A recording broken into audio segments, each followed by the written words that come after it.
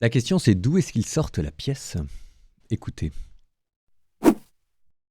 En ce temps-là, on envoya à Jésus des pharisiens et des partisans d'Hérode pour lui tendre un piège en le faisant parler, et ceux-ci vinrent lui dire « Maître, nous le savons, tu es toujours vrai, tu ne te laisses influencer par personne, car ce n'est pas selon l'apparence que tu considères les gens, mais tu enseignes le chemin de Dieu selon la vérité. Est-il permis, oui ou non, de payer l'impôt à César l'empereur? Devons-nous payer, oui ou non ?»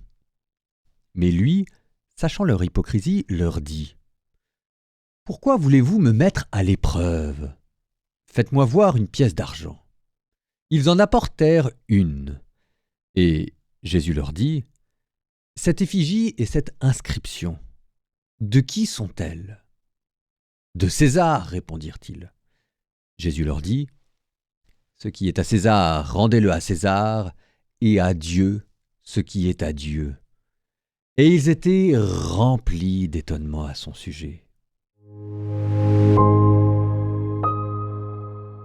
Dans les techniques de manipulation, je ne reviens pas sur le fond de la question, c'est que ou bien Jésus fait plaisir aux Romains, il perd la foule, ou bien Jésus fait plaisir à la foule et il perd les Romains. Dans les deux cas, c'est compliqué. Je reviens sur les techniques de manipulation. Regardez, ça commence par « Maître, nous le savons, tu es toujours vrai ».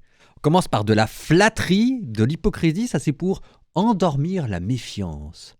Tu ne te laisses influencer par personne.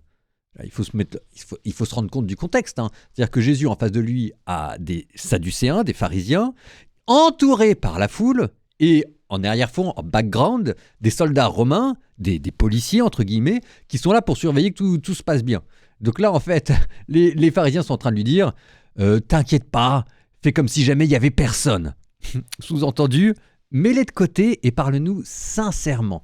Donc là, c'est appel à la sincérité, toujours en flattant et en faisant un chantage moral. Ne te laisse pas influencer, parce que c'est pas digne de toi. Tu enseignes le chemin de Dieu selon la vérité. On dramatise les enjeux en rappelant qu'il est question ici de Dieu. Et ensuite, on dit, est-il permis, oui ou non? Ça n'a l'air de rien, mais ce oui ou non, c'est une manière de fermer la question. On appelle ça une question fermée. C'est-à-dire que Jésus ici, on ne lui demande pas de s'expliquer. On ne lui demande pas de faire un long discours. On lui dit, c'est oui ou c'est non. Le piège est admirablement posé, ce qui rend d'autant plus étonnant la manière dont Jésus arrive à s'en sortir. Je me dis qu'il y a peut-être des leçons à prendre pour tous ceux qui se font avoir par la manière dont les gens en face d'eux arrivent à les manipuler. Je dis ça parce que moi, ça m'arrive souvent de ne pas voir les pièges et de foncer droit dedans. Ne soyez pas naïfs.